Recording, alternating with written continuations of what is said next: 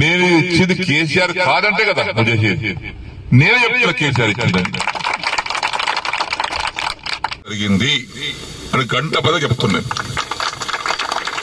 ఎవడు నాకు చెప్పాల్సిన అవసరం లేదు, నేనే సాక్ష్యం. అన్నం పెట్టుడు మరుస్తున్నా కష్టం కదా. అయితే రాజకీయ పరిణామాల వల్ల కొంతమంది దౌర్భాగ్యులు చేసినటువంటి బాధల వల్ల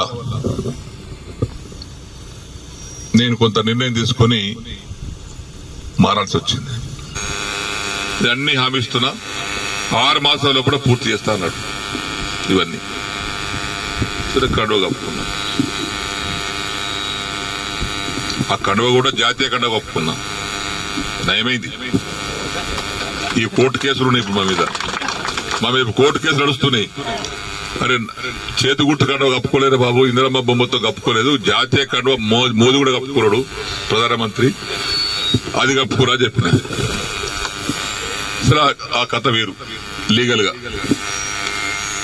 ఇప్పుడు ఈ పరిస్థితిలో మనం ఇక్కడ ఆగినాం. దానికి కొంతమంది రకరకాలుగా మాట్లాడుతాం. తర్వాత మొన్న నవంబర్ 7 తారీఖు నాడు సీఎం గారింటికి మీటింగ్ అయితే పోయినా. అందరు ఎమ్మెల్యేలకు మాట్లాడుతుంటే మాకు కూడా పిలిచాడు. అది ఫిరాయింపుదారుల ఎమ్మెల్యే మీటింగ్ పెడితే అందరం పోయినాం.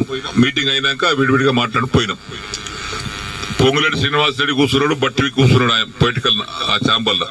నేను పోయి శ్రీనివాస్ రెడ్డి రేవంత్ రెడ్డి గారు లేచాడు, కూర్చోసేనని అన్నాడు. ఒకటి అడిగితే సమాధానం చెప్పినా కూర్చుంటా అన్నా. ఏందన్నాడు, నేను నీకు 21 జూన్ నాడు నాకు కండువ కప్పిన రోజు నాకేమైనా పైసలు ఇచ్చినావా, నన్ను ఏమైనా కొన్నావా, కట్లట్టు వచ్చినా కొన్నావా చెప్పు, నాకేమైనా ఇద్దరు ఉన్నారు, నన్ను ఏమన్నా నా ఎమ్మెల్యేషిప్ కొన్నావా, నన్ను కొన్నావా చెప్పు, నేను అమ్ముడు పోయినా నీకే చెప్పిన. లేదు, పోలేదు, ఇయ్యలేదు. దేనికోసం వచ్చినా, ఈ సమస్యల కోసం వచ్చిన. ఏమైనా అయిందా, ఏం కాలేదా, ఏమైంది, 100 కోట్లు ఎస్డిఎఫ్ ఉంటే 30 కోట్లు ఇచ్చారు. తర్వాత బంద్. దగ్గర 70 కోట్లు డబుల్ బెడ్రూమ్ ఉంటే 20 కోట్లు ఇచ్చి, 25 కోట్లు ఇచ్చి, 45 కోట్లు ఇవ్వాలి. బంద్. పనులన్నీ పేమెంట్ లేక ఆగిపోతున్నాయి. ఆ కాంట్రాక్ట్ పని చేయమంటే పేమెంట్ ఇవ్వమని అంటున్నాడు. దవాఖాన బాన్సుడు బంద్ అయింది, కోర్టు బంద్ అయింది. సిద్ధపరిచారు వారి కాంట్రాక్ట్ 40 కోట్లు ఇవ్వాలి, వాడు బంద్ చేసిండు. మరి వీటి కోసం వచ్చినాయి కదా నేను.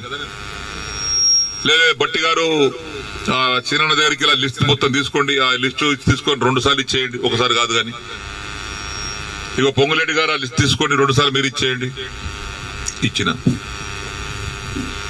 తెల్లారి ఫోన్ చేస్తే బట్టి లేవట్టాడు, పొంగులేటి లేవట్టాడు.